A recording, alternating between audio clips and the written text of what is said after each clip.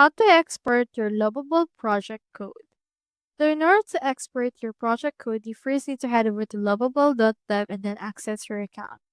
As you can see right here, I have in here these two projects. This one is already created to GitHub and this one I haven't yet. Let's head over and open this. Now into this part, what we can do is we can just head over and sync it to GitHub. You can click on this GitHub icon that we can see right here in order to sync this particular project to the application. You can see in here the actual name for that and click onto this configure option. In here, as you can see here, it is right here. We have this, click onto this view on GitHub option. And then this will direct us to the way or to the code for the GitHub. Now, as you can see, it's just created and it's already been synced. In order to export the code, you can click onto this code option right here.